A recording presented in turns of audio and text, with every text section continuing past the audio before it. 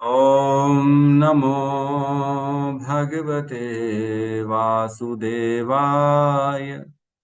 ॐ नमो भगवते वासुदेवाय।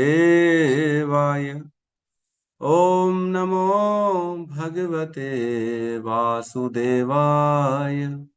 यः स्वानुभावम् अखिलं श्रुतिसारमेकम् आध्यात्मदीपम् अतितीर्षितां तमोऽन्धम् संसारिणां करुणयः पुराणगुह्यम् तं व्यासुसूनम् उपयामि गुरुमुनीनाम्। नारायणं नमस्कृत्य नरं चैव नरोत्तमं देवीं सरस्वतीं व्यासं ततो जयमुदीरये। श्रवणतां स्वकथा कृष्ण पुण्यश्रवण कीर्तिनः हृदयन्तस्तो हि अभद्राणि विदुनोति सुहृतसताम्। नष्टप्रायेषु भद्रेषु नित्यं भागवत सेवया भगवती उत्तम श्लोके भक्तिर्भवति नैष्टिकी। श्रवणतः श्रद्धया नित्यं गृणतश्च स्वचेष्टितम् कालेन नातिदीर्घेण भगवान् विशते हृदि। कृष्णाय वासुदेवाय देवकी नंदनाय च नंदगोपकुमाराय गोविन्दाय नमो नमः। नमः पंकजनाभाय नमः पंकजमालिने नमः पंकजनेत्राय नमस्ते पंकजांग्रिये।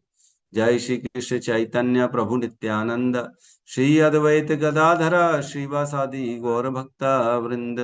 हरे कृष्णा कृष्णा कृष्णा हरे हरे हरे राम राम राम हरे हरे। हरे कृष्णा कृष्णा कृष्णा हरे हरे हरे राम राम राम हरे हरे। हरे कृष्णा कृष्णा कृष्णा हरे हरे हरे राम राम राम हरे हरे। हरे कृष्णा। सभी का स्वागत है प्रातःकालीन श्रीमद् भागवतम के सत्र में। और हमने कल श्लोक क्रमांक 10-11 तक पढ़ लिया था और आज हम श्लोक क्रमांक 12 में प्रवेश करने वाले हैं। स्कंद दूसरा और चैप्टर जो है छठवा और जो है श्लोक क्रमांक 12। ठीक है, तो मैं शेयर करता हूँ स्क्रीन में श्लोक को। हरे कृष्णा प्रभु जी, दंडवत प्रणाम। हरे कृष्णा प्रणाम प्रभु जी। हरे कृष्णा। हरे कृष्णा प्रभु जी, सादर प्रणाम। हरे कृष्णा माता जी। हरे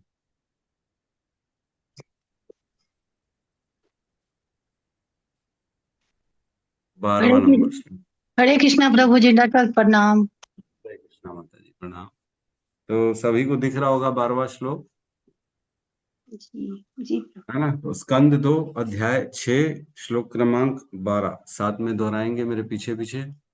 धर्मस्य मम तुभ्यं च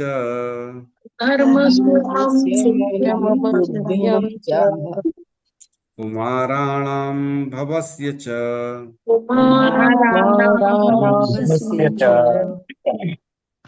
विज्ञानस्य च सत्त्वस्य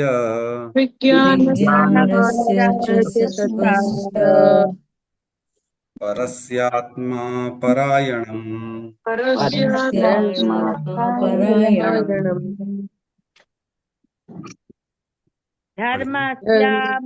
तुभ्यं च कुमाराणां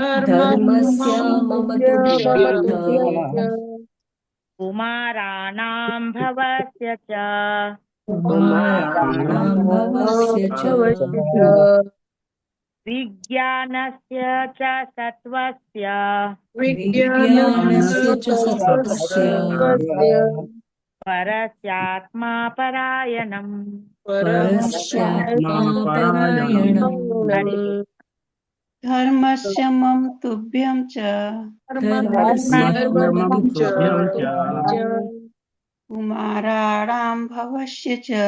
कुमाराणां भवस्य च विज्ञानस्य च सत्त्वस्य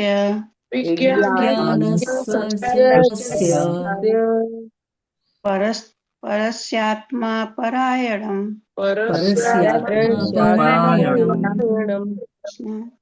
धर्मस्य मम तुभ्यं च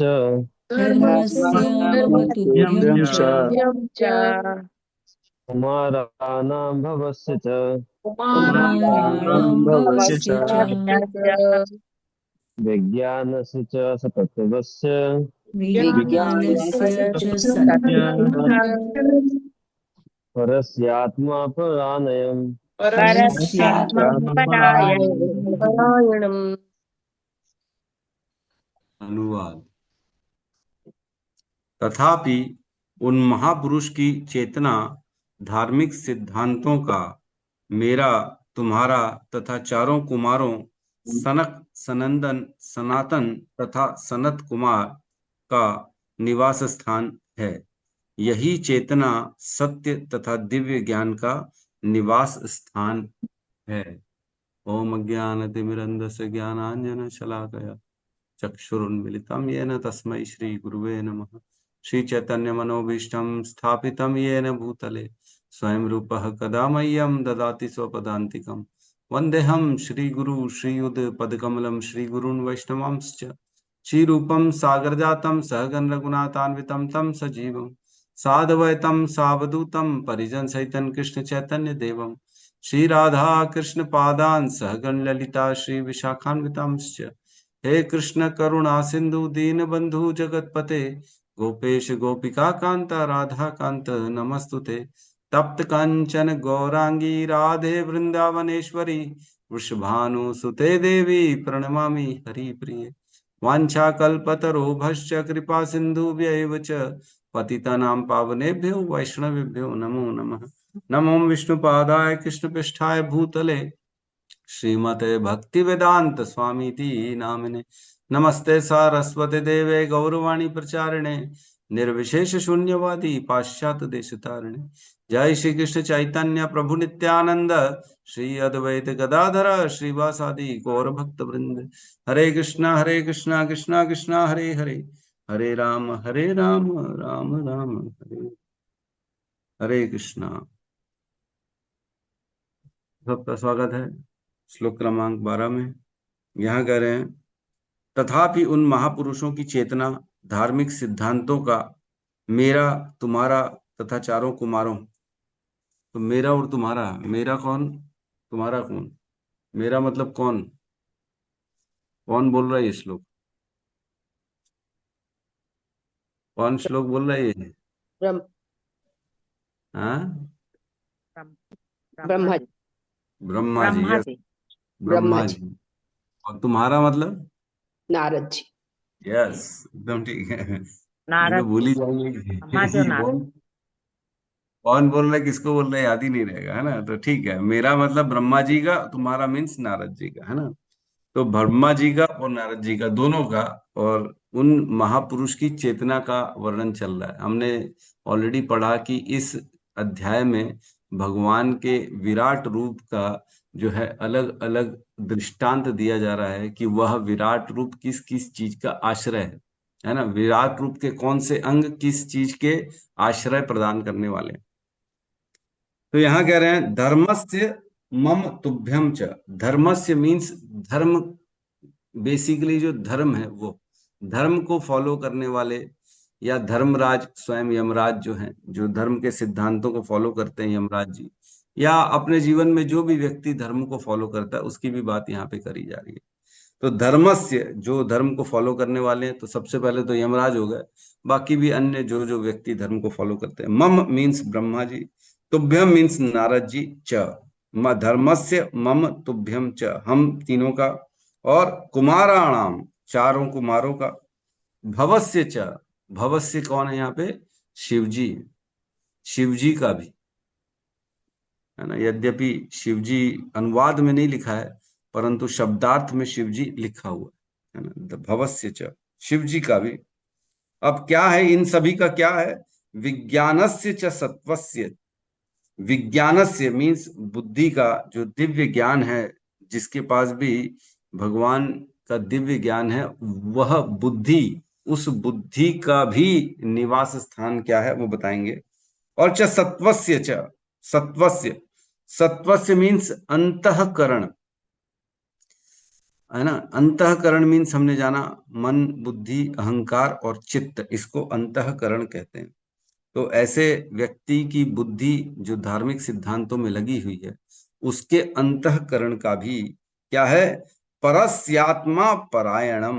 परस्यात्मा मीन्स ईश्वर की चेतना, विराट रूप की चेतना। भगवान की जो चेतना है वह किन किन चीजों का निवास स्थान है? तो बता रहे हैं कि यमराज का, जो धर्म के सिद्धांतों को फॉलो करते हैं उनका, ब्रह्मा जी का, नारद जी का, कुमार का, शिव जी का, इन सभी का, और जो भी सत्य या दिव्य विज्ञान है वह, उसका भी, जो भी बुद्धि जो विज्ञान में लगी हुई है, जो भगवान के दिव्य ज्ञान में लगी हुई है, उसका अंतःकरण का, ये सभी का निवास स्थान, आश्रय क्या है? भगवान विराट रूप की चेतना है ना। परस्यात्मा परायणम। परायणम मीन्स परम आश्रय है। कौन? भगवान की चेतना परम आश्रय है इन सभी का। तो हम इस अध्याय में पढ़ रहे हैं कि कैसे हर चीज जो है भगवान के विराट रूप का ही एक अभिव्यक्ति है। हमने सब पढ़ा पहले भी, जो इस शरीरों का, और जो है भगवान की जो है भगवान के गुदा द्वार मृत्यु के देव का निवास स्थान है, मित्र का स्थान है। भगवान की पीठ जो है वो उद्विग्नता का स्थान है, और भगवान की नसें जो है वो नदियों का निवास स्थान है, और भगवान की चाल जो है वो अधो और स्वर्ग लोकों के जो लोग हैं उनके आश्रय हैं। चरण कमल भगवान के जो हैं वो सभी प्रकार के भय से सुरक्षा प्रदान करने वाले हैं। तो ये सब क्या है? ये भगवान के विराट रूप की अभिव्यक्तियां चल रही। तो विराट रूप जो है भगवान का, वह यद्यपि निराकार रूप होता है, ऐसा कोई रूप नहीं है जिसको वैष्णव लोग पूजा करते हैं। विराट रूप की अपन पूजा करते हैं क्या? नहीं करते हैं। लेकिन विराट रूप है। क्या है विराट रूप? ये भगवान का निराकार रूप है। जो लोग भगवान में अपने चित्त को नहीं लगा पाते हैं, उन्हें कहा जाता है कि तुम विराट रूप की धारणा करो। हमने पढ़ा है पहले अध्याय में। तभी विराट रूप का वर्णन हुआ है कि भगवान बादलों को देखो तो भगवान के बालों का जो है स्मरण करो, है ना। पहाड़ों को देखो तो भगवान की हड्डियों का स्मरण करो। वृक्ष और पौधों को देखो तो भगवान के रोमकूपों का जो है स्मरण करो। अग्नि को देखो तो भगवान के मुख का स्मरण करो। सूर्य को देखो तो भगवान के आंखों का स्मरण करो।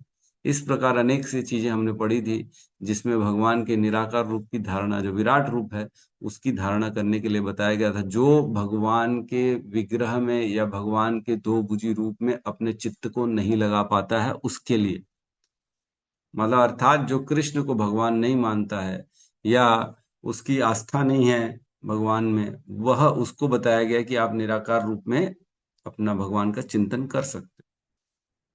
तो यहाँ पे ब्रह्मा जी अपने पुत्र नारद को वर्णन कर रहे हैं, नारद के प्रश्नों का उत्तर दे रहे हैं, है ना। नारद जी ने जो प्रश्न किया था, उन प्रश्नों के उत्तर में वो भगवान के यह निराकार रूप का वर्णन कर रहे हैं, है ना। तो यहाँ जो है ये बताया जाए कि जो भी धर्म को फॉलो कर रहा है, धार्मिक सिद्धांतों को, चाहे वो ब्रह्मा जी हो, चाहे नारद जी हो, चाहे यमराज हो, चाहे चार कुमार ही क्यों ना हो, क्योंकि हम जानते हैं ब्रह्मा जी से भी हमारा संप्रदाय आता है, चार कुमारों से भी कुमार संप्रदाय आता है ना, और शिव जी से भी रुद्र संप्रदाय आता है। तो ये तीनों संप्रदाय जो बेसिकली जिनसे स्टार्ट होता है, वो तक भगवान की चेतना में स्थित है। उनका आश्रय क्या है? भगवान का जो है चेतना, मतलब भगवान से अलग नहीं है। शिव जी हो, ब्रह्मा जी हो, चार कुमार हो, या कोई भी हो, भगवान पर आश्रित है सभी के सभी। उनकी बुद्धि, उनके धार्मिक सिद्धांत, जो भी सिद्धांत वो प्रस्तुत कर रहे हैं, वो कहाँ पे आश्रित है? भगवान की चेतना पे आश्रित। इंडिविजुअल कैसे हो जाएंगे? कोई अगर बोल दे नहीं नहीं ब्रह्मा जी अलग भगवान है, शिव जी अलग भगवान है। अरे शिव जी कैसे अलग से भगवान हो सकते हैं, जब शिव जी की खुद की जो जो उनके धार्मिक सिद्धांत हैं, वो तो सारे के सारे भगवान की चेतना पर आश्रित। भगवान की चेतना पर आश्रित नहीं हो तो उनके खुद के धार्मिक सिद्धांत नहीं रहेंगे। तो वो तो आश्रित है ना भगवान पे, इंडिपेंडेंट कोई भी नहीं है, ये वर्णन है। तो जो भी बुद्धि, जो भी हम भगवान के धर्म को फॉलो करने में सक्षम हैं, अगर हमको लगता है कि नहीं भगवान की कृपा से मैं कुछ तो धार्मिक सिद्धांतों को फॉलो कर पाया हूं, तो वो बेसिकली भगवान की चेतना पर आश्रित है, तभी ये हो पाया, अदरवाइज ये नहीं हो पाएगा। तो ठीक है, इसमें तात्पर्य नहीं है, तो हम इसमें बहुत ज्यादा चर्चा नहीं करते हैं। हम आगे बढ़ते हैं। नेक्स्ट श्लोक में प्रवेश करते हैं हम। ठीक है, सीधा 17 कहाँ से आ गए? 12 के बाद सीधा 17, 13, 14, 15, 16 कहाँ चला गया?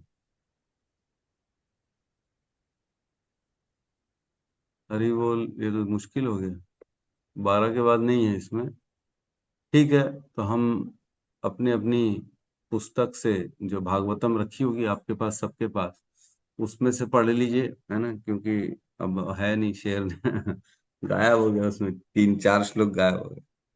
ठीक है, सबके पास रखी है ना अपनी अपनी? यस, इन्होंने शेयर कर लिया, बहुत बढ़िया। तो आप जो है, मैं इसमें एक काम करता हूँ, शेयर चालू कर लेता हूँ स्क्रीन को।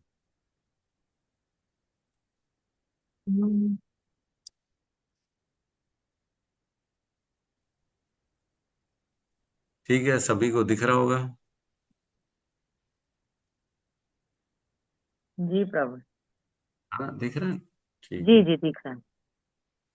ठीक है। तो साथ में दोहराएंगे, एक एक श्लोक को लेंगे हम। एक श्लोक को मैं बोलता हूँ, फिर 3 बार बोलेंगे, फिर अगले श्लोक में प्रवेश करेंगे। ठीक है। अहम भवान भवश्चैव अहं भवान् भवान् भवश्चैव त इमे मुनयोग्रजा तामे मुनयोग्रजः सुरासुर नरा नागा सुरासुरनरानागा अगा मृग सरीसृपा खगामृगसरीसृपाः अहम भवान भवश्चैव अहं भवान् भवश्चैव त इमे मुनियो ग्रजाः ताइमे मुनयोग्रजः सुरासुर नरागा नागाः सुरासुरनरानागा खगा मृग सरीसृपाः खगामृगसरीसृपाः अहं भवान् भवश्चैव अहं भवान् भवश्चैव त इमे मुनियोऽग्रजः ताइमे मुनयोग्रजः सुरासुरनरानागः सुरासुरनरानागाः खगामृगसरीसृपः खगामृगसरीसृपाः क्रमांक 14 गंधर्वप्सरो यक्षा गन्धर्वाप्सरो गन्धर्वाप्सरसो यक्षः गन्धर्वाप्सरसो यक्षा रक्षो भूतगणोरगा रक्षो भूतगणोरजः अश्वः पितरः सिद्धा पशवः पितरः सिद्धा विद्याधरण धारणाश्द्रुमा विद्याधरणाश्चारणाद्रुमः गन्धर्व अप्सरो यक्ष गन्धर्वाप्सरो यक्षः रक्षो भूतगणोरगः रक्षो भूतगणोरगः बसवः पितरः सिद्धा पितरः सिद्धा वृद्धाधारश्चारणाद्रुमः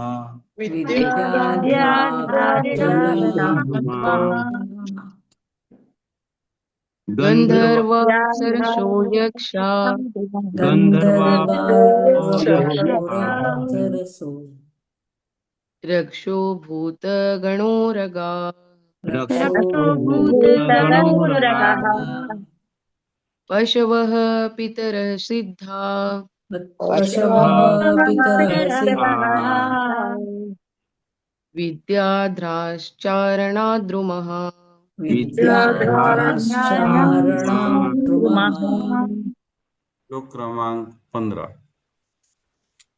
अन्ये च विविधा जीवा अन्ये च विविधा जीवा जलस्थल नभौकसः जलस्थलनभोकसः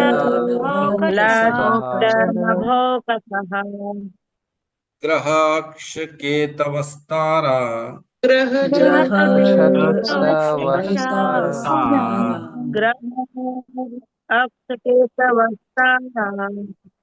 तडितः स्तनयिनवः सन्निहितनवः अन्ये च विविधा जीवा जलस्थल नभौकसः ग्रक्षकेतवस्ताराः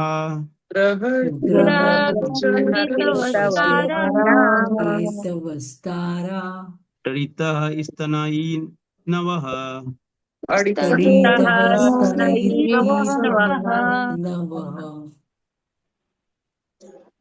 अन्ये च विविधा जीवा अन्ये च विविधा जीवा जलस्थलनभोकसः जलस्थलनभौकसः ग्रहक्षकेतवस्तारः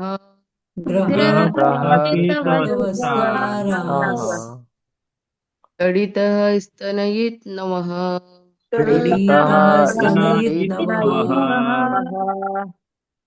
श्लोक क्रमांक 16। सर्वं पुरुषः एवेदं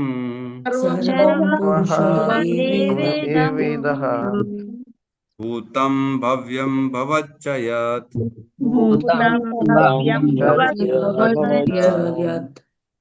तेनिदम् आवृतं विश्वम्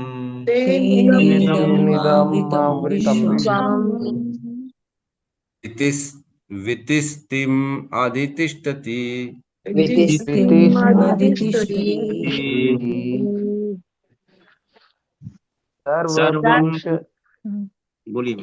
बोलिए प्रभु जी बोलिए। सर्वं पुरुष एवेदं भूतं भव्यं भवच्च यत्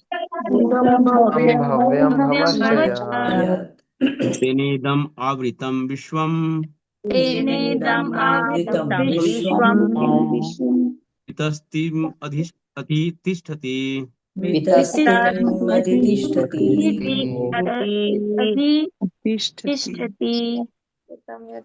सर्वं पुरुष एवेदं भूतं भव्यं भवच्च यत् तेनेदम् आवृतं विश्वम्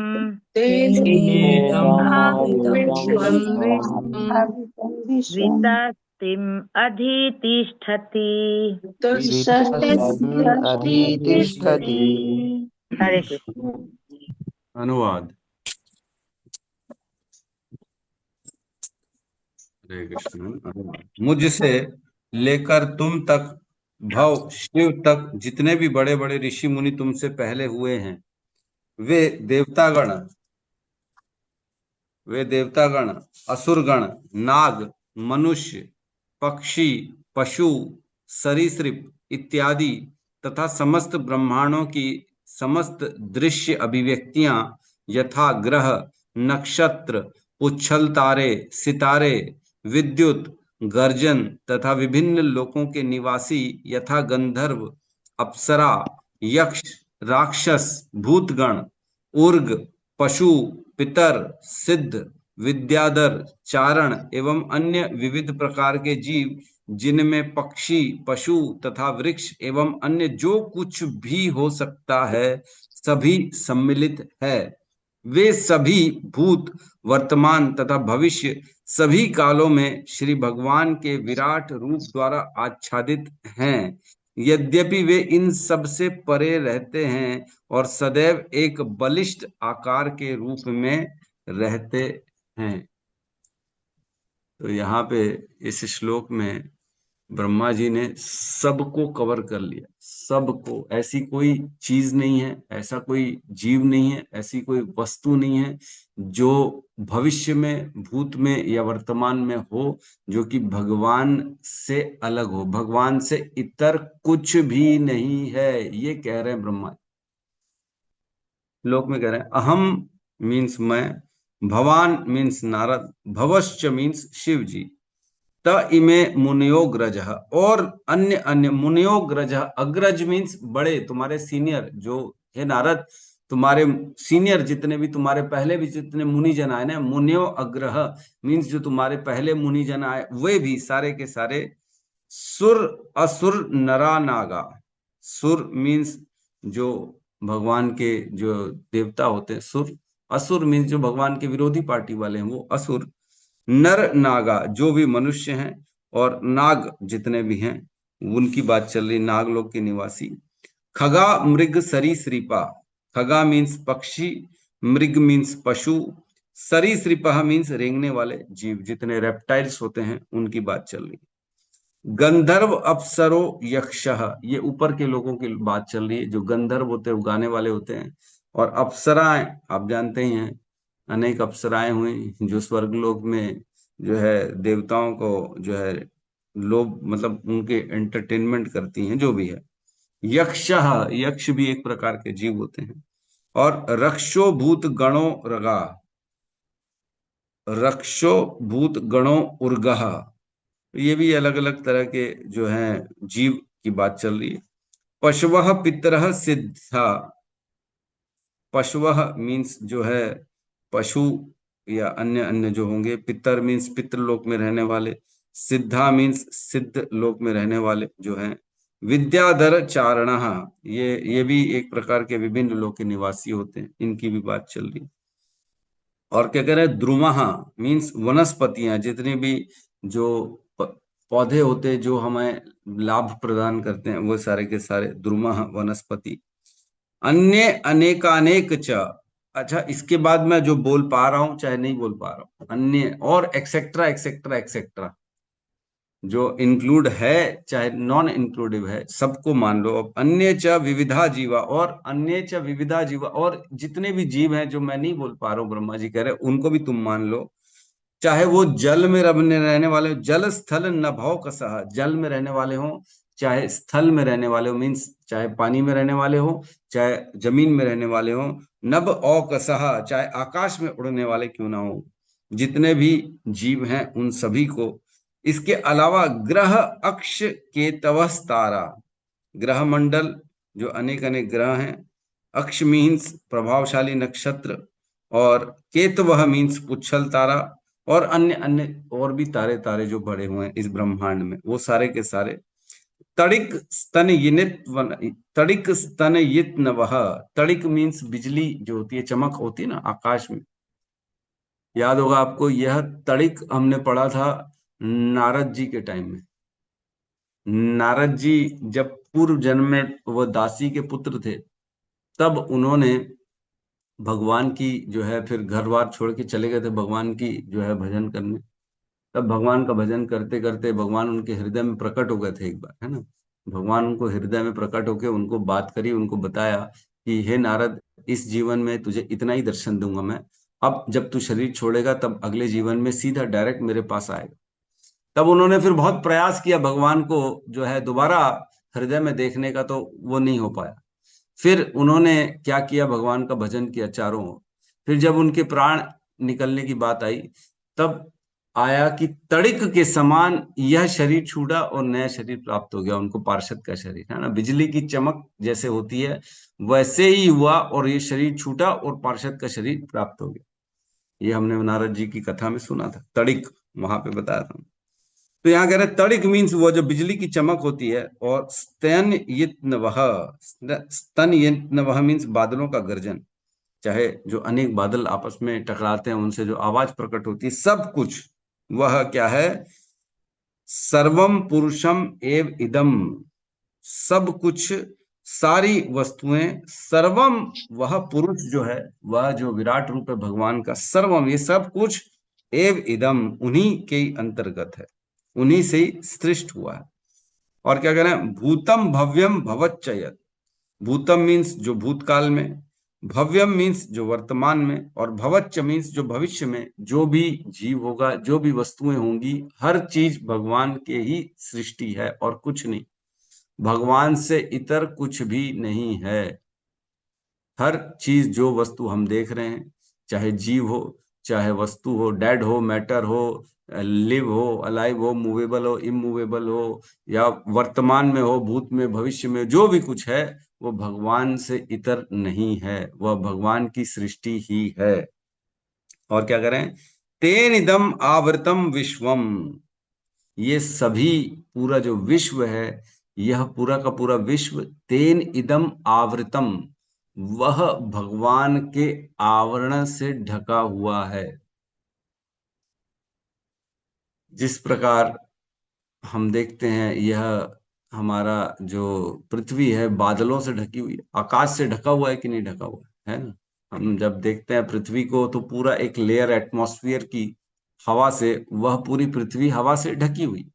उसी प्रकार ये पूरा विश्व जो है, हर वस्तु जो है, हर जीव जो है, हर पशु पक्षी जो है, जो भी हम भूत में, भविष्य में या वर्तमान में है, वह सब भगवान के द्वारा ढका हुआ है, आवृत है। मीन्स भगवान के कंट्रोल में है, भगवान से इतर कुछ भी नहीं है। तेने इदम आवृतम विश्वम, पूरा का पूरा विश्व को भगवान ने आवृत, ढक लिया है अपनी शक्ति से। लेकिन स्वयं अलग रहते हैं।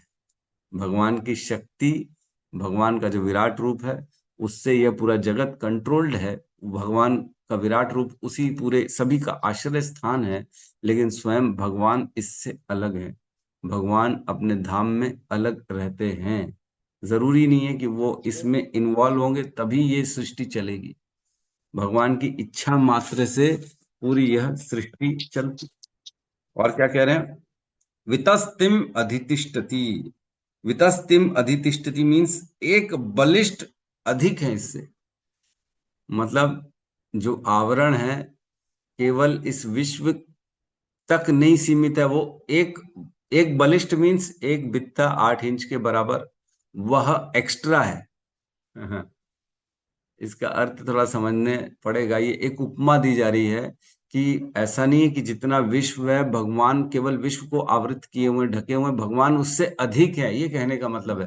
भगवान की जो मात्रा है वह इस विश्व से, इस ब्रह्मांड से जो आवरण है भगवान का, वो अधिक है। ये कहने के लिए कह रहे हैं एक बलिष्ठ मीन्स जितना विश्व बड़ा हो जाएगा उससे एक बित्ता भगवान का आवरण बड़ा ही रहेगा।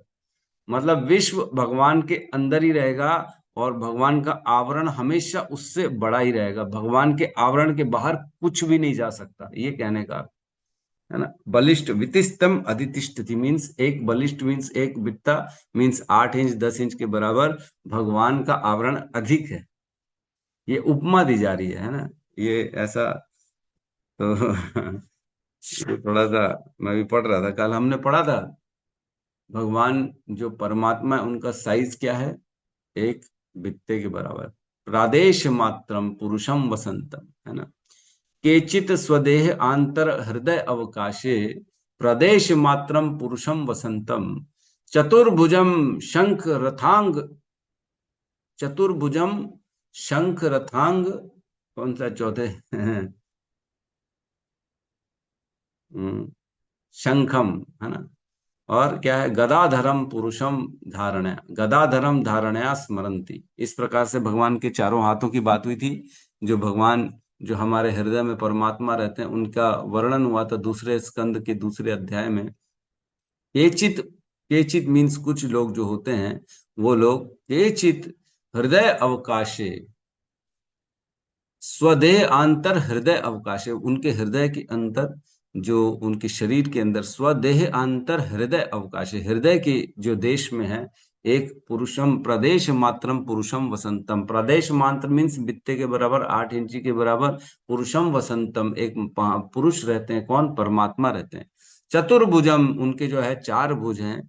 शंख रथांग और जो है अपना शंख रथांग और क्या है चौथा हाथ में, क्या है भगवान के? पद्म, गदा और गदा और पद्म, पद्म, शंख कमल चक्र। कमल कमल। चक्र गदा पद्म। पद्म इज कमल। नहीं नहीं, कंच रथांग शंखम। कंच मीन्स जो है पहले आता है कमल, फिर रथांग, फिर शंख, ऐसा। चातुर्भुजम कंच रथांग शंखम, पहले हाथ में कमल, फिर चक्र, फिर इधर लेफ्ट वाले हाथ में शंख, फिर लेफ्ट वाले नीचे हाथ में गदाधरम धारणया स्मरंती। इस प्रकार से लोग जो है भगवान की धारणा करते हैं और उनको स्मरण करते हैं। भगवान के जो परमात्मा स्वरूप है उसकी बात चल रही है। प्रदेश मात्रम मीन्स 8 इंच के बराबर हमारे हृदय के स्थित में, हृदय के देश में परमात्मा रहते हैं जो 8 इंच के बराबर है। तो इनका हमने जो है स्वरूप भी पढ़ा, कितने सुंदर है परमात्मा। उसी अध्याय में आप थे कि नहीं थे मैं नहीं जानता, लेकिन बहुत सुंदर वर्णन हुआ था उनका कि परमात्मा दिखते कैसे हैं। परमात्मा का साइज भी हमने बताया। परमात्मा चतुर्भुज रूप में रहते हैं हृदय में। तो प्रदेश मात्रम तो वही कह रहे हैं यहाँ पे। बलिष्ठ आकार मीन्स एक बित्ते के बराबर वो बड़े रहते हैं। इस संसार, इस विश्व से उनका आवरण हमेशा हमेशा सदैव ज्यादा रहता है इस विश्व से। अर्थात इसमें कोई ऐसी चीज नहीं है जो उनके आवरण से बाहर हो सके। तो इसमें एक बड़ा सुंदर वर्णन आ रहा है। जिस प्रकार विभिन्न रूप रंग के सुनहरे आभूषण स्वर्ण की मूल राशि से भिन्न नहीं होते, दूसरे शब्दों में श्री भगवान वे परम पुरुष हैं जो सृष्टि के भीतर प्रत्येक वस्तु पर नियंत्रण रखते हैं और फिर भी वे समस्त व्यक्त भौतिक सृष्टि से पृथक भिन्न पृथक परम सत्ता बने रहते हैं। तो इसमें कह रहे हैं जैसे स्वर्ण के आभूषण जो होते हैं वह स्वर्ण की खान से अभिन्न होते हैं। माताएं लोग आभूषण पहनती हैं, कान में बाली है ना, गले में जो है नेकलेस, और भी अन्य अन्य रिंग्स, हाथ में कंगन, ये सभी आभूषण किससे बनते हैं? सोने से बनते हैं। और सोने से ये अभिन्न होते, सोने की खान से अभिन्न होते हैं। सोना तो सोना ही है ना सब में, चाहे आप रिंग बना लो, चाहे जो है नोज रिंग बना लो, चाहे ईयर रिंग बना लो, चाहे बैंगल बना लो, कुछ भी बना लो। तो जिस प्रकार स्वर्ण सोने से अभिन्न, स्वर्ण सोने के आभूषण सोने से अभिन्न, उसी प्रकार यह समस्त विश्व, यह समस्त योनिया, समस्त वस्तु भगवान से अभिन्न है। भगवान से ही ये सारी चीजें बनती हैं। भगवान से कुछ भी इतर नहीं है। भगवान ही सभी वस्तुओं का स्रोत भी है और भगवान ही सभी वस्तुओं का नियंत्रक भी है। कंट्रोलर भी भगवान ही है सभी के। कर्मों का फल कौन दे रहा है? भगवान दे रहे हैं। हमने पढ़ा जो सृष्टि होती है, सृष्टि में समस्त जीवों के कर्म को और उनके स्वभाव को डालने वाले, गर्भस्थ करने वाले भगवान होते हैं। महातत्व बनता कैसे? प्रधान से महातत्व ऐसे ही बनता है ना, पहले काल डाला जाता है प्रधान में, फिर काल शुद्ध प्रधान हो जाता है, फिर काल शुद्ध प्रधान में स्वभाव डाला जाता है जीवों का, तो उससे परिवर्तित महतत्व, परिवर्तित प्रधान बन जाता है। फिर परिवर्तित प्रधान में जब कर्म को डाला जाता है तब महातत्व बनता है। हमने पढ़ा था, याद है कि सब भूल गए? याद है ना? हाँ बोल दो बस, ठीक है। याद है कि नहीं है पता नहीं, लेकिन हाँ बोल दो। हाँ याद है, ठीक है ठीक है, कोई बात नहीं। हम मान लेंगे याद है आप सबको, ठीक है। तो कहने का अर्थ ये है कि जो भगवान है, जो सृष्टि बनाते ब्रह्मांड, तब सभी के स्वभाव को, कर्म को गर्भस्थ करते हैं ब्रह्मांड में, इस प्रधान में, तब जाके महतत्व बनता है।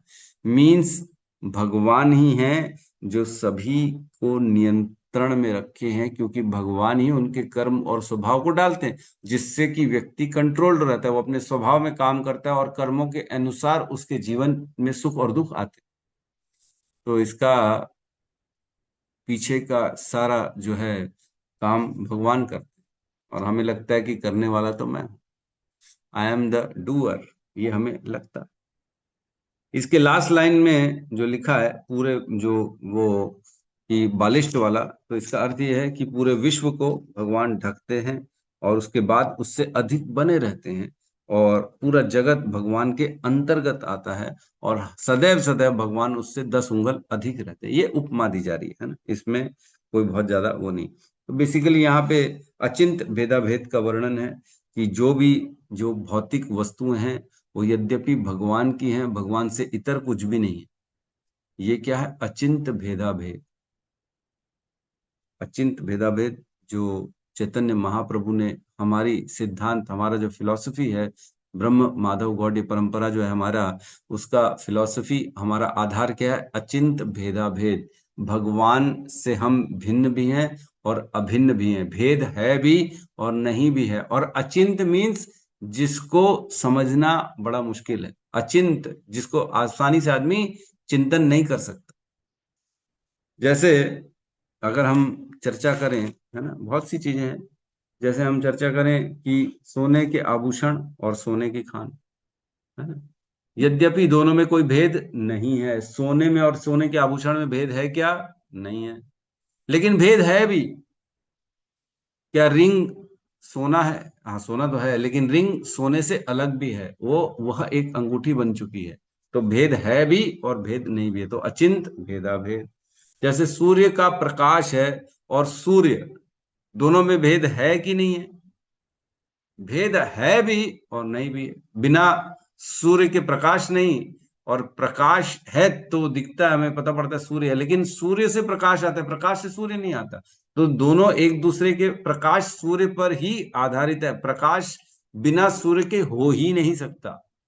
तो दोनों में भेद है भी और नहीं भी है।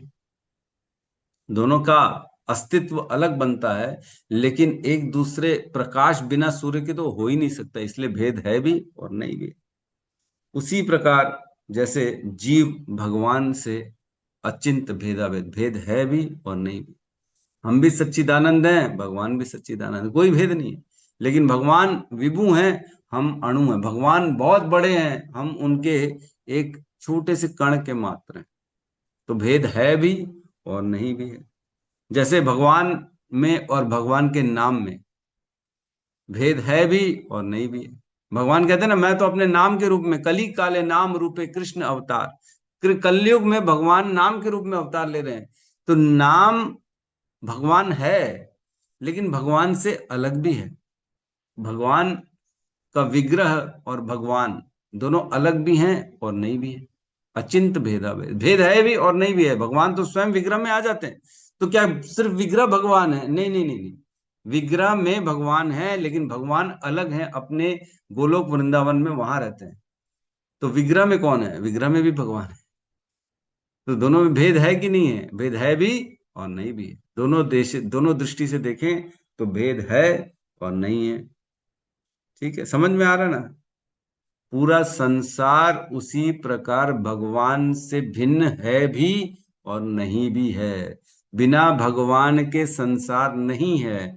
तो क्या संसार भगवान है? नहीं, संसार भगवान नहीं है, लेकिन संसार भगवान पर आश्रित है। भगवान की शक्ति से ही संसार है। अगर भगवान नहीं तो संसार नहीं। इसका मतलब अचिंत भेदाभेद, भेद है भी और नहीं भी है। जिसकी सत्ता जिस पर निर्धारित रहती है, उसके बिना उसका अस्तित्व पॉसिबल ही नहीं है। तो मतलब प्रभु जी क्वालिटी और क्वांटिटी में अंतर है। हाँ, वो तो हमारी आत्मा, जो जीव की बात चल रही, उसमें क्वांटिटी और क्वालिटी में कोई भेद नहीं है, लेकिन क्वांटिटी में बहुत बड़ा भेद है, और स्वरूप में भी भेद है। हम सेवक हैं और वो सेव्य है ना, ये भी भेद है। लेकिन क्वालिटी में हम भी वही है, सच्चिदानंद है, वो भी सच्चिदानंद। हम भी कभी नहीं मर सकते, वो भी कभी नहीं मरते। हमारे पहले भी थे वो, हमारे बाद भी रहेंगे, हम भी हमेशा हैं, हमारा अस्तित्व भी सदा सदा रहता है। तो भेद तो नहीं है, लेकिन भेद है कि हम सेवक हैं और वो सेव्य, और हम छोटे से हैं, वो विभू हैं, उनके पास बहुत सारी शक्ति है, हमारे पास छोटी छोटी शक्ति है। केवल हम अपने आसपास की चीजों को कंट्रोल कर सकते, लेकिन भगवान पूरे विश्व को, पूरे ब्रह्मांड को कंट्रोल कर सकते। इस प्रकार का भेद। तो जैसे 9वें अध्याय के 4थे और 5वें श्लोक में बताया गया भगवत गीता में, वहां कहते हैं मया तदिदं सर्वं जगत व्यक्त मूर्तिनः मत्स्यानि सर्वभूतानि न च अहम तेष विवित्सितः। यह संपूर्ण जगत मेरे अव्यक्त रूप द्वारा व्याप्त है। यही बता रहे, यह संपूर्ण जगत मेरे अव्यक्त रूप द्वारा व्याप्त है। मतलब अव्यक्त कौन सा? भगवान का जो निराकार पक्ष है, जो भगवान का विराट रूप वाला पक्ष है, उस पक्ष के द्वारा यह पूरा जगत व्याप्त है। वहां पे पूरे भगवान उनको आवरण कर दिया उन्होंने अपना। और क्या कह रहे हैं? समस्त जीव मुझ में हैं किंतु मैं उनमें नहीं हूं। सब कुछ मुझी से हो रहा है लेकिन मैं अभिन्न बैठा हूं अपने धाम। और क्या कहते हैं 5वें श्लोक में 9.5 में, न च मत्स्यानि भूतानि पश्यम में योग ऐश्वरम भूत बृन्नम च भूतस्थो मम आत्मा भूत भावनः। तथापि मेरे द्वारा उत्पन्न सारी वस्तुएं मुझ में स्थित नहीं रहती। मैं ही उत्पन्न करता हूं लेकिन मुझ में स्थित नहीं रहती। पिछले श्लोक में बोलते मेरे आवरण से ही सारा कुछ ढका हुआ है, मेरे में ही स्थित है। अब कह रहे हैं मेरे में स्थित नहीं है। जरा मेरे योग ऐश्वर्य को देखो, यद्यपि मैं समस्त जीवों का पालक भरता हूं और सर्वत्र व्याप्त हूं। मेरे योग ऐश्वर्य को देखो कि मैं सभी का पालन करता हूं और हर जगह मैं व्याप्त भी हूं, लेकिन मैं इस विराट अभिव्यक्ति का अंश नहीं हूं। लेकिन मैं इनका अंश अगर बोलोगे तो नहीं हूं, मैं तो अलग हूं, है ना? क्योंकि मैं सृष्टि का कारण स्वरूप हूं। ये सृष्टि के कारण स्वरूप कौन है? भगवान। तो भगवान अचिंत भेदा भेद है।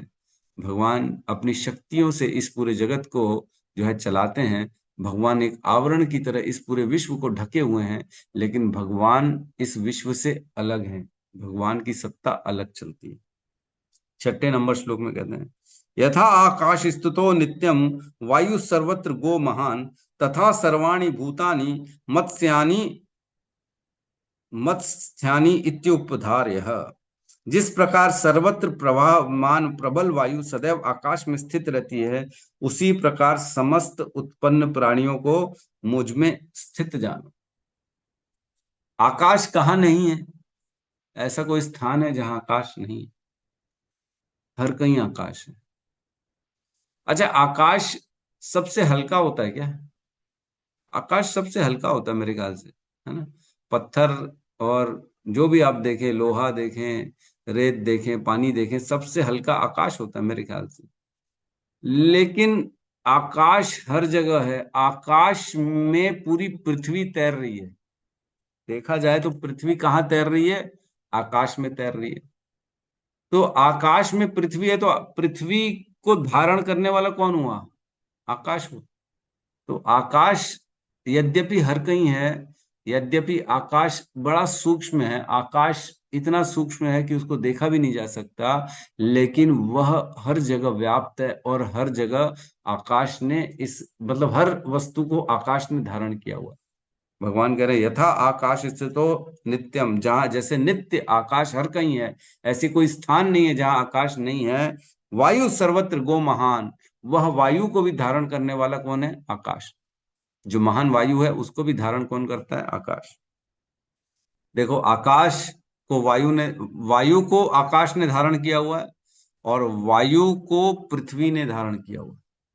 मतलब पृथ्वी उसके ऊपर आवरण बना हुआ है वायु का, और उस वायु के बाहर पूरा आकाश है। तो आकाश तैर कैसे रहा अपने मतलब पृथ्वी कैसे तैर रही है अपनी कक्षा में? क्योंकि आकाश ने उसको धारण किया। समझ पा रहे हैं कि मैं समझाने में सक्षम हूं कि नहीं? पता नहीं, मेरे को लग रहा है पता नहीं क्या। हम अगर अपनी बुद्धि से देखेंगे तो हमें दिखेगा कि पृथ्वी ने धारण किया हुआ सबको, है ना? पृथ्वी में हम रहते हैं। अरे पृथ्वी हमें आश्रय दे के रखी हुई है।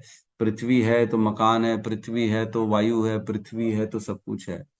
लेकिन देखा जाए तो पृथ्वी है, उसके ऊपर आवरण वायु का है, तो वायु ने पृथ्वी को संभाल के रखा हुआ है अपने अंदर, और उस वायु के आवरण के बाहर पूरा आकाश है। तो आकाश ने इस पूरे आवरण को अपने आश्रय में रखा हुआ। सुंदर सुंदर प्रभु जी, बहुत सरल भाषा में समझ में आ रहा है। मतलब इससे सरल और कुछ नहीं हो मतलब सकता। प्रभु जी सब सूक्ष्म ने कुछ विराट को भगवान से है संभाला और है। भगवान से है, फिर भी हम भगवान से अलग हैं और सब कुछ भगवान ही है प्रभु जी। और आप इसके साथ साथ महत्व के बारे में भी बता रहे हैं। इससे सरल भाषा और कुछ नहीं हो सकती है। बड़े आसानी से समझ में आ रहा है प्रभु जी। हरे कृष्णा। मतलब प्रभु जी सूक्ष्म ने विराट को संभाल के रखा है। यस, एकदम सही कहा माता जी ने। जो सबसे सूक्ष्म है उसने सबसे भारी चीज को संभाल के रखा हुआ है। यस, एकदम सही कहा माता जी ने। आकाश जो है सबसे सूक्ष्म है और उसने सबसे भारी जो पृथ्वी है उसको भी संभाला हुआ है। ये हमारी बुद्धि से हमारे को समझ में नहीं आएगा। अगर हम कैलकुलेशन में जाएंगे तो भारी चीज ही सबसे नीचे चली जाती है, लेकिन पृथ्वी जो है उसको संभालने वाला आकाश है। तो इस प्रकार यहां लिखा है, जिस प्रकार सर्वत्र प्रभावमान प्रबल वायु सदैव आकाश में स्थित रहती है, उसी प्रकार समस्त उत्पन्न प्राणियों को मुझ में स्थित जानो। ये भगवान कह रहे हैं 9वें अध्याय के 6वें श्लोक में। बड़ा सुंदर वर्णन है। इसका अर्थ ये है कि सब चीज भगवान से उत्पन्न हुई है। प्रभुपाद कहते थे, matter engaged in Krishna service regains its spiritual quality. अर्थात जो सपोज करो हम प्रसाद है ना, भगवान को बनाया, कुछ भोगा ऑफरिंग कर दिया भगवान को, तो भगवान ने क्या किया, उस ऑफरिंग को स्वीकार कर लिया। अब वो क्या बन गया, प्रसाद बन गया। अब हम क्या कहते हैं, प्रसाद जो है वो भगवान से अभिन्न है। यही कहते हैं ना, प्रसाद जो होता है वह निर्गुण हो जाता है। क्यों निर्गुण हो गया? क्योंकि भगवान को अर्पित हो गया वो। लेकिन अगर वही चावल वही दाल होटल में बिके तो वो क्या है, पाप है। वह क्या काम करती, बांधने का काम करती है। लेकिन वही दाल और चावल भगवान को ऑफर हो गया तो वो क्या बन गया, प्रसाद बन गया। तो मतलब भौतिक वस्तु जो भी है वह जब भगवान को अर्पित हो जाती है तो वह आध्यात्मिक बन जाती है। लेकिन जब तक वो भगवान से इतर रहती है वह बंधन का कारण रहती है। जब कोई संसारी नाम लेते हैं तो वो भौतिक हो जाता है, वह काम और इच्छा प्रदान करने वाला होता है। लेकिन अगर वही नाम भगवान का हो जाए तो वो कर्म बंधन से छुटकारा दिलाने वाला हो जाता है कि नहीं? दिन रात अगर हम कोई सपोज करो सुंदरी स्त्री है उसका नाम लेते रहेंगे तो क्या होगा, हम बंधन में बंध रहे हैं। अब क्या होगा, अगले जीवन में वही स्थिति हमको प्राप्त होगी जिसका हम चिंतन कर रहे हैं, बंधन का कारण है। लेकिन अगर हम दिन रात किसी राधा राधा नाम जप रहे हैं या कृष्ण कृष्ण नाम जप रहे हैं तो यही नाम हमारे को मुक्ति दिलाने का कारण बन जाएगा। नाम भगवान का नाम लिया तो जो है कर्मों से बंधन से मुक्ति, लेकिन संसारी नाम लिया तो कर्मों और बंधन में फंसना। समझ में आ रहा है? Matter regains its spiritual quality when that matter is offered to Krishna. जो भी वस्तु भगवान को अर्पित हो जाती है वह आध्यात्मिक बन जाती है, वह भौतिक नहीं रहती। ये कह रहे हैं प्रभुपाद। तो हर चीज वैसे तो भगवान की है।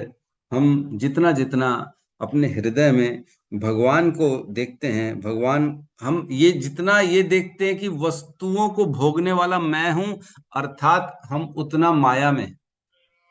और जितना जितना हम ये देखते हैं कि सारी वस्तुएं भगवान की हैं, उतना उतना हम माया से दूर हो रहे हैं। तो माया में कितने प्रतिशत हैं ये हमको अगर चेक करना है तो अपने आप को देखना पड़ेगा। मैं हर वस्तु के प्रति क्या विचार प्रकट करता हूं, ये वस्तु मेरे भोगने की है। अगर ये हम सोच रहे हैं तो मतलब माया में।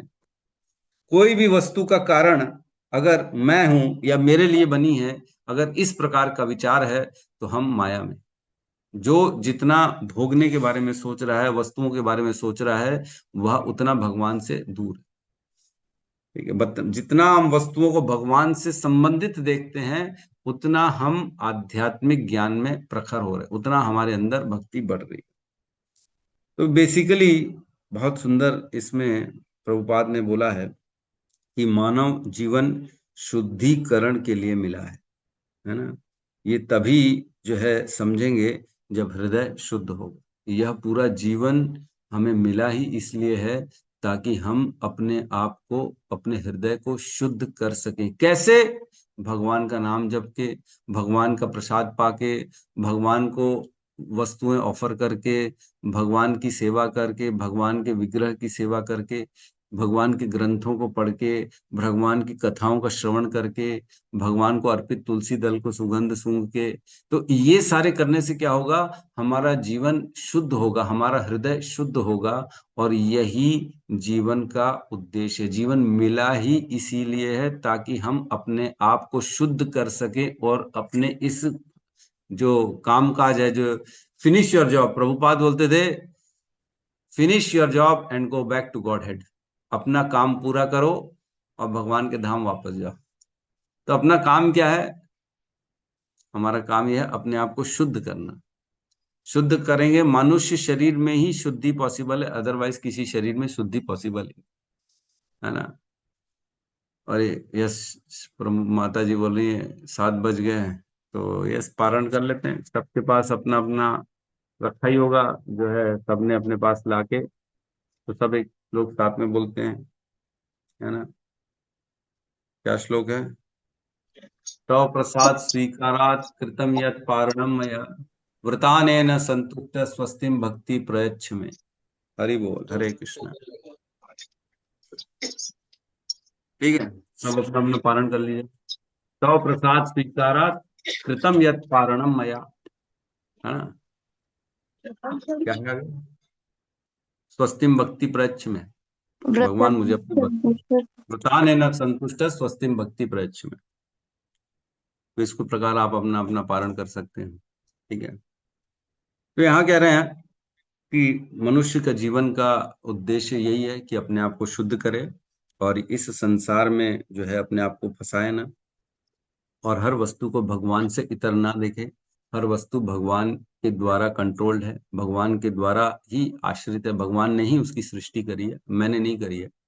जिसको ये अगर भान है, जिसको ये गलत फहमी है कि मैंने ये चीज को उत्पन्न किया है, तो अभी माया में। जो जितना संसार में अपने लिए वस्तुओं को देखता है, वह उतना प्रतिशत माया में। ठीक है, ठीक है, किसी का कोई प्रश्न है तो हम ले सकते हैं। प्रभु जी फिर भी थोड़ा सा समझना चाहेंगे कि मतलब भगवान से अलग कोई भी चीज हम देखेंगे वो रजो तमो गुणों से या सतो गुण से है, वो हमें बंधन में बांधेगी। भगवान से अलग कुछ नहीं देख, भगवान शामिल है तो आप यथा रूप में देख रहे हो, सही रूप में उस वस्तु को देख रहे हो, लेकिन अगर भगवान से इतर देख रहे हो तो हम माया में हैं और हम यथार्थ रूप में वस्तुओं को नहीं देख रहे हैं। अभी भी हम फंसने का काम कर रहे हैं माया में, है ना, माया की सेवा चल रही है। तो हर वस्तु भगवान से है, हर व्यक्ति भगवान से है, हर जो चीज हो रहा है वो भगवान के कारण हो रहा है, और अपने आप को भगवान की सेवा में ही अर्पित कर दें और अपने जीवन का उद्देश्य भगवान की प्राप्ति करें, भगवान की प्राप्ति रखें, तो ही जीवन यथार्थ है। जैसे कल भी एक वर्णन चल रहा था, उसमें बोला ना अर्थो यश्च ई कर्म भी, अन्य कर्मों का कोई अर्थ नहीं है। कल भी यही डिस्कशन हो रहा था। अन्य जितने भी हम कर्म कर रहे हैं, बड़ी बड़ी पढ़ाई लिखाई कर लिए, ये कर लिए, वो कर लिए, उसका अर्थ नहीं, अर्थात वह भगवान के इतर चली गई। मतलब हम भोगने के हो गए कि मैं इस शिक्षा का कारण मैं हूं, इस ज्ञान का कारण मैं हूं, मतलब बंधन का कारण हो गया। फिर दोबारा संसार में आना। जब तक वह वस्तु भगवान से संबंधित नहीं है, मुक्ति हो नहीं सकती। जन्म मृत्यु के चक्र में फंसे रहेंगे। अगर ये सोचेंगे मैंने पढ़ाई करी, मैंने ये कर लिया, मेरी बुद्धि से मैंने ये प्राप्त कर लिया, तो अर्थात क्या हुआ? आप अपने बल पे अपने आप को भोक्ता मान रहे हो उस वस्तु का, उस ज्ञान का। तो ऐसा हो जाएगा तो बंधन का कारण हो जाएगा। इसलिए कहा था ना अर्थो यह च इस कर्म भी, और कोई कर्मों का अर्थ नहीं है जब केवल और केवल तत्व जिज्ञासा। यस रिपुनाशन प्रभु जी। हरे कृष्ण प्रभु जी, दंडोत प्रणाम। प्रणाम प्रभु जी। प्रभु जी, ये तात्पर्य में कहा है कि पूर्ण पुरुषोत्तम भगवान अपनी आंशिक अभिव्यक्ति द्वारा परमात्मा के रूप में 9 इंच से अधिक माप के नहीं होते। तो ये 9 इंच से अधिक माप, थोड़ा सा इसके बारे में समझाइए प्रभु जी, इसको कैसे समझेंगे? हाँ, मैंने ये बताया ही ना कि ये उपमा दी जा रही है कि भगवान 9 इंच के माप से अधिक ही रहते हैं। भगवान का साइज भी मैंने बताया 2.8 में एक भगवान प्रादेश मात्रम जो है एक बित्ते के बराबर रहते हैं, और उतनी साइज में भगवान हमेशा बढ़ा हुआ रहते हैं, बढ़ा हुआ हमेशा ज्यादा रहते हैं। तो ये उपमा है। अगर विश्व सपोज करो, ऐसा नहीं कि एक आकार फिक्स है, ये कहने का अर्थ है कि ये आकार फिक्स नहीं है, जितना विश्व बड़ा होगा उससे ज्यादा ही रहेंगे भगवान, उससे एक बलिष्ठ अधिक रहेंगे, कहने का अर्थ ये है। तो ये उपमा दी जा रही है ना। तो इसका ऐसा फिक्स नहीं मानेंगे कि एक बलिष्ठ ही अधिक है, ऐसा नहीं कि सिर्फ उनकी साइज एक बित्ता मीन्स इतना लगभग एक हाथ के बराबर एक्स्ट्रा रहेंगे, ऐसा नहीं है। वो सदा उतने एक्स्ट्रा रहेंगे, चाहे विश्व बड़ा हो जाए चाहे छोटा हो जाए, कुछ भी हो जाए। और इसका अर्थ यह है कि परमात्मा के रूप में भगवान पूरे विश्व में रहते हैं। तो भगवान से भगवत गीता में 10वें अध्याय में जब अर्जुन ने पूछा कि मुझे बताइए कि मैं आपका स्मरण कैसे करूं, हर कहीं कैसे करूं, कैसे मैं आपको हर कहीं देखूं, तो मेरे ख्याल से भगवान ने 10वें अध्याय के 17वें श्लोक में बोला क्या कि,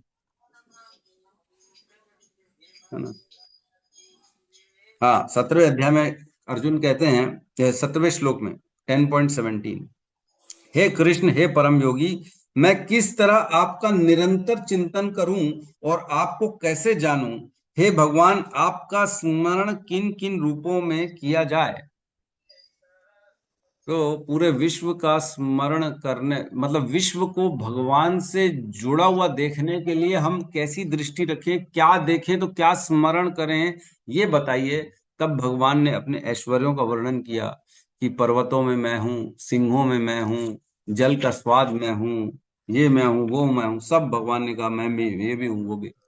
तो इस प्रकार भगवान हर कहीं व्याप्त हैं, हर चीज भगवान से है, यही हमको देखना है परमात्मा के रूप। ठीक है, दंडवत प्रभु जी, दंडवत प्रभु जी, थोड़ा आवाज दब गया है लगता है, और जी के बताने द्वारा या अनुभव से यही महसूस कर रहा हूँ कि परसेंटेज का अंतर है। हम लोग तो पूरा भौतिकवादी युग में नहीं हो सकते हैं जीव, लेकिन परसेंटेज कोई 100% डूबा हुआ है, कोई 75, 25, कोई 5। और एक शेयर यह करना चाहता हूं कि जहां भी आप लोग के संस्था से जुड़े हुए लोग हमने ऑफिस में कहीं भी कोई भी काम में मिले, वो सबका उन लोगों का कार्यकलाप और लोगों से अलग ही रहा है, बड़ा ही है। इसलिए तो सोचना ही पड़ेगा। आवाज का हमको कम दब गया, पता नहीं कैसे, लेकिन परसेंटेज का अंतर हमको यही लगा जीव में, जब से गुणातीत नहीं होते हैं परसेंटेज का अंतर जरूर है। ये अनुभव किया, और प्रभु जी भी ने बताया प्रतिशत। हाँ ये तो है ही है। परसेंटेज व्यक्ति मतलब जितना माया में है उतना, जितना भोगों में है उतना माया, उतना परसेंटेज वो माया में है। जितना वस्तुओं को भगवान से जुड़ा देख रहा है उतना परसेंटेज वो माया से मुक्त है, ये क्लियर है। हाँ, यही अनुभव किया अभी तक, और प्रभु जी भी बताए, अब मैं भी यही अनुभव किया अभी तक उम्र में आते आते। और आप लोग का कार्यकलाप, जो सब इसमें लोग हैं भी हैं, हमारे बच्चे लोग के साथ इंजीनियर हैं, एपी हैं, लेकिन उन लोग का कार्यकलाप अलग है, एकदम बिल्कुल अलग है।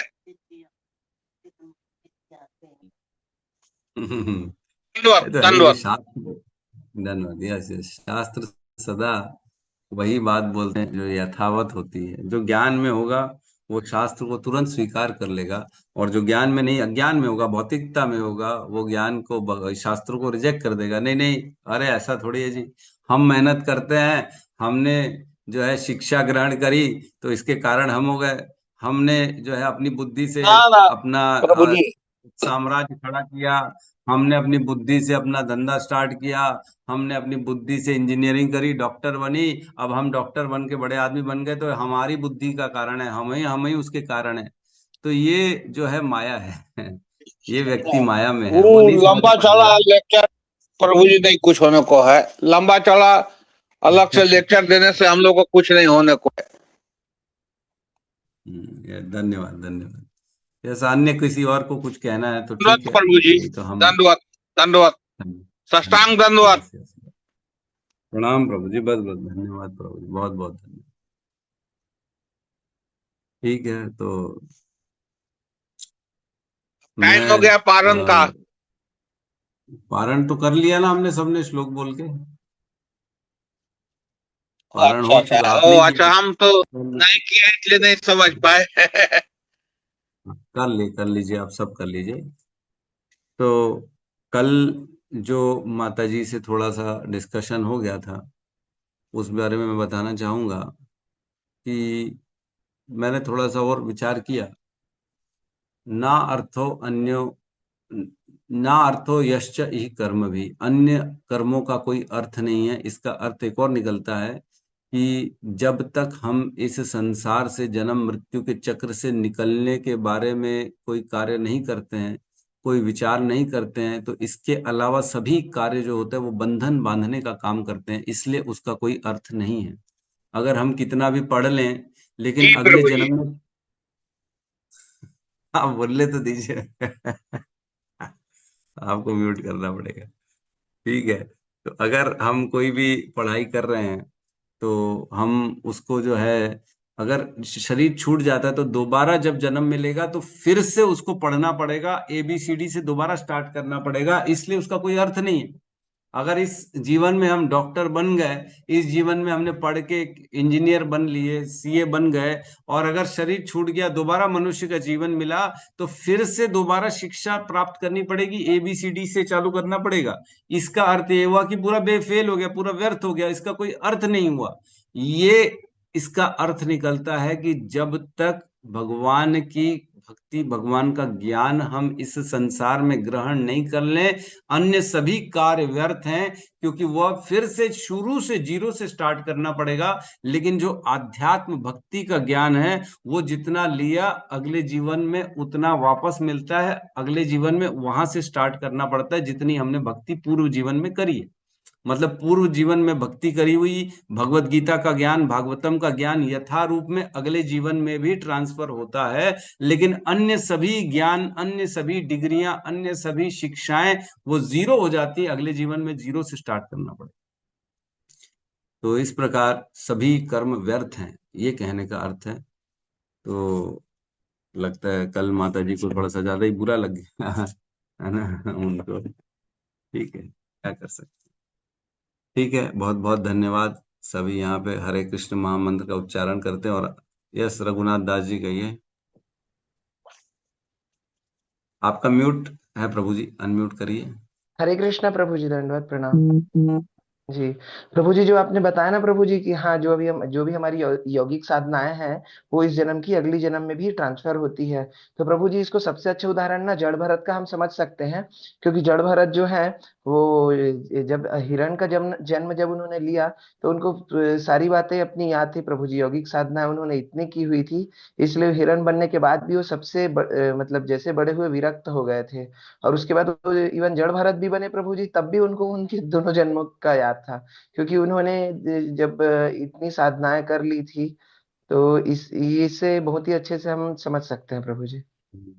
जड़ भरत तो इतना ज्ञान उनके पास ट्रांसफर हो गया था। सोचो, बचपन से जो बच्चा पैदा हो रहा है वो इसलिए नहीं बोल रहा है क्योंकि बोलूंगा तो बंधन में लग जाएगा मेरे को। छोटा सा बच्चा है, 1 साल में जब बोलना चालू कर देता है, जड़ भरत जो इतने छोटे थे तब से उनके अंदर ज्ञान था, क्योंकि 2 जन्मों की याद थी उनके अंदर भक्ति की। उन्होंने उनको सब मालूम था कैसे मेरा पतन हो गया। मैं पहले राजा था, फिर जंगल चला गया, जंगल में भक्ति करी, हिरण का संग किया, फिर मेरी मृत्यु हो गई, फिर मेरे को हिरण बनना पड़ा। फिर हिरण बन के मैं जंगलों में संतों के पास जाता था, उनको सुनता था, फिर मैंने जो है आग लगी उसमें प्राण दे दिए, अब तीसरा जन्म आया मेरा। ये छोटे से बच्चे को मालूम था, इसलिए उन्होंने 1 साल की अवधि, 6 महीने की अवधि से बोलना ही बंद कर दिया कि बोलूंगा तो बंधन का कारण बन जाए, इसलिए बोला ही नहीं उन्होंने। तो मतलब भक्ति का ज्ञान सदा सदा हर जन्म में हमारे साथ आगे बढ़ता है। जी ठीक प्रभु जी। है, यस शैलेन प्रभु कहिए। हरे कृष्ण प्रभु, दंडवत प्रणाम प्रभु। प्रभु ऐसे तो प्रभु यही क्वेश्चन रहा, थोड़ा प्रभु ने उसका एक्सप्लेन कर दिया, तो उसके फर्दर में प्रभु जी ये मतलब जैसे आपने बताया कि मतलब जो मटेरियल नॉलेज है वो छिन्न हो जाता है, फिर नेक्स्ट यदि जन्म लेते हैं तो फिर वो फिर से करना पड़ता है जीरो से। और आध्यात्मिक नॉलेज हमेशा रहती, बट प्रभु इसको मतलब जैसे ये एग्जाम्पल तो हमने शास्त्रों को तो समझ लिए, जैसे जड़ जड़ बृहत प्रभु जी ने बताया होंगे। बट सर, बट प्रभु जी अभी के समय में हम कैसे उसको समझे कि जैसे मतलब जैसे बाहर लोगों को तो बोलेंगे ये तो चलो ठीक है आप लोग बताते हैं, तो इसको हम या हम भी कैसे उसको समझे, आत्मसात करें कि यार ऐसा ही होता है कि ये मटेरियल नॉलेज मतलब छिन्न हो जाता है और आध्यात्मिक नॉलेज जो है वो हमेशा रहता है। क्योंकि मतलब मैं जहां तक समझ पा रहा हूँ कि यदि आध्यात्मिक नॉलेज की बात करें तो इसको मतलब हमारी स्वीकृतियां यदि इस जन्म में आ रही हैं तो क्या वो उसी से रिलेट कर सकते हैं क्या, कि पिछले जन्म के शायद कुछ अच्छे कर्म या जो हमारा नॉलेज था इसी वजह से हम इस जन्म में हम आध्यात्मिक नॉलेज को कहीं ना कहीं स्वीकृत कर पा रहे हैं। देखो ऐसा है प्रभु, भगवान भगवत गीता में कहते हैं, कर्मणो ही अभी बोद्धव्यम बोद्धव्यम भी कर्मणा अकर्मण से बोद्धव्यम गहना कर्मणो गति। कर्मों की गति बड़ी बड़ी गहरी है, नहीं समझ सकते हम अपनी बुद्धि से कि भक्ति हमारे को इस जीवन की जो है भक्ति, पिछले जीवन की भक्ति आई इसलिए इस जीवन में भक्ति आई, कि पिछले जीवन में सुकृतियां की है इसलिए भक्ति आई, जो भी कारण है, गहना कर्मणो गति। लेकिन भगवान ने ज्ञान दिया तो हमें केवल भगवान के ज्ञान पे विश्वास रखना है कि भगवान जो कह रहे हैं, नेह अभिक्रमणाश्वस्ति प्रत्यवायो न विद्यते सुअल्पमसि धर्मस्य त्रायते महतो भयात्। इस कार्य में, इस धर्म के कार्य को किया गया जितना भी कार्य है वो कभी क्षीण नहीं होता, वो कभी खत्म नहीं होता, सदा सदा अगले जीवन में जाता है। तो ये भगवान ने बोला है।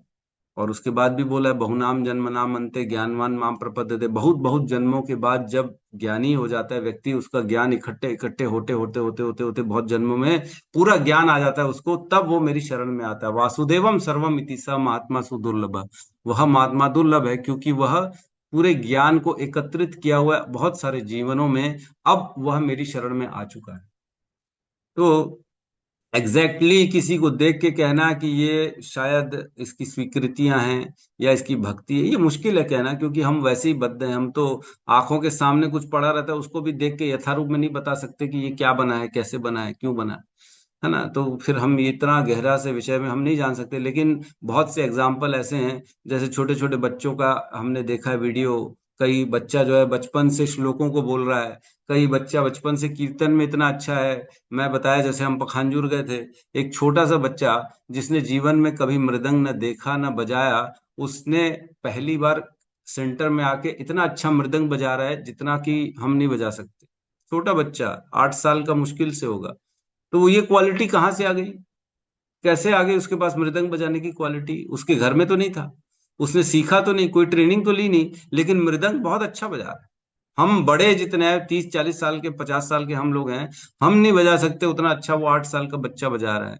तो कहीं ना कहीं पूर्व जन्म की उसने ये सारा स्वीकृतियां, पूर्व पूर्व जन्म में उसने ये सब किया था, वही उसका इस जन्म में भी उसका साथ दे रहा है। ये भक्ति का कार्य है, कभी क्षीण नहीं होता। उसने पूर्व जन्म में भगवान के लिए जरूर मृदंग बजाया होगा, इसलिए उसे इस जन्म में बचपन से सेंटर में बुलाया गया और मृदंग उसके हाथ में दिया गया ताकि बजाए वो। ये व्यवस्थाएं भगवान के द्वारा होती हैं कि जिसने मेरी भक्ति छूट गई उसे दोबारा वही माहौल देना, उसे बचपन से दोबारा भक्ति का माहौल देना, ताकि उसी कार्य में वो प्रगति कर सके और पूर्णता को प्राप्त कर सके। तो ऐसे बहुत से वीडियो आते हैं, आपने देखे ही होंगे। कीर्तन का तो बहुत बच्चों का है, छोटे छोटे बच्चे इतना अच्छा अच्छा कीर्तन करते हैं जो बड़े बड़े नहीं कर सकते। कहाँ, कोई क्लास तो ली नहीं उन्होंने, कोई ट्रेनिंग तो ली नहीं, पता नहीं कहाँ से आ गया। श्लोका बोल रहे बचपन से, छोटा छोटा बच्चा श्लोका बोल रहे। वो भागवत महाभागवत जो है, वो भागवत प्रभु, हाँ, वो इतने सारे भगवत गीता के श्लोक बोल रहा है। कहाँ से सीख लिया वो 8 साल का बच्चा? 700 श्लोक उसको याद हो गए पूरे भगवत गीता, हमको याद नहीं 700 श्लोक। तो जरूर पूर्व जन्मों के कर्म है, तभी तो वो भक्ति कर रहा है और इतनी दृढ़ता से कर रहा है। तो ये केवल हम एक बुद्धि लगा के ये एनालाइज कर सकते हैं, एक इमेजिन कर सकते हैं, एक जो है ये हम गैसिंग कर सकते हैं कि ये बहुत भक्ति किया है इसलिए इसको बचपन से भक्ति मिली, ये हम कर सकते। ठीक है प्रभु, क्लियर है? हाँ, ये पूर्व जन्म का प्रभाव है, पूर्व जन्म का संचित कर्म का प्रभाव जरूर है। हाँ ठीक है, उनको उनको भी बोलने दीजिए, उनका प्रश्न है तो। यस शैलेंद्र प्रभु बोलिए। ठीक है शैलेंद्र प्रभु। जी प्रभु जी। ठीक है, yes yes, thank you. Yes Satyam Prabhu कहिए। हरे कृष्ण जन प्रणाम। प्रणाम तो जी प्रभु। ये यस। कह रहे थे कि जैसे आपने कुछ देर पहले बताया था कि सूक्ष्म आकाश है जो कि वजन को मतलब भार को संभाले हुए है, ठीक है। हाँ तो क्या हाँ। ये एग्जाम्पल इसमें फिट होगा? जैसे मान लीजिए जो मेरी आत्मा है वो सूक्ष्म है और वो इस सारे हाँ। शरीर को जो शरीर में निवास करे तो उसको संभाले हुए, क्या ये कहना ठीक है? हम्म, हम्म, थोड़ा सा विचार करना पड़ेगा इसमें कि ये दोनों समान रूप से इसको कंपैरिजन किया जाए कि नहीं किया जाए। विचार करना पड़ेगा, है जी ना। जी जी। इतनी जल्दी कहना मुश्किल है, लेकिन ये जरूर कह सकते हैं जिस प्रकार प्राण वायु हमारे शरीर को संभाल के रखती है ना। वायु जो होती है वो हल्की होती है, और वायु जो प्राण वायु होती है वही हमारे इस पूरे शरीर को संभाल के चलती है, वही शक्ति देती चलने फिरने की, वही शक्ति देती है उठने बैठने की। तो जो सूक्ष्म है उसने स्थूल को धारण किया हुआ है, ये कह सकते हैं हम एक बात, जी है ना। जी। ये एक उपमा फिर भी करेक्ट रहेगी कि वायु के द्वारा हमारा शरीर चल रहा है। तो शरीर जबकि स्थूल है लेकिन वायु सूक्ष्म है, वायु इस स्थूल शरीर को चला रही है। उसी प्रकार आकाश जो है सूक्ष्म है और पृथ्वी स्थूल है। जी प्रभु जी, धन्यवाद। ठीक है, तो हम यहाँ पे क्लास को आज क्लोज करते हैं। सब मिलके हरे कृष्ण महामंत्र का उच्चारण करते हैं। ठीक है। हरे कृष्णा हरे हरे कृष्णा कृष्णा हरे कृष्णा कृष्णा कृष्णा कृष्ण हरे कृष्ण हरे हरे राम हरे हरे हरे राम हरे हरे राम राम राम राम राम राम राम राम हरे हरे हरे हरे हरे ग्रंथराज श्रीमद् भागवतम की जय। जय समस्त भक्त वृंद की जय। जय जगत गुरु शील प्रभुपाद की जय। जय गौर प्रेमानंदे हरि हरि हरि बोल। हरि बोल हरे हरे कृष्ण कृष्ण प्रभु दंडवत हरे प्रणाम हरे कृष्ण प्रभु जी हरे बहुत बहुत कृष्ण प्रणाम हरे कृष्ण प्रभु जी कृष्ण धन्यवाद हरे कृष्णा हरे कृष्णा।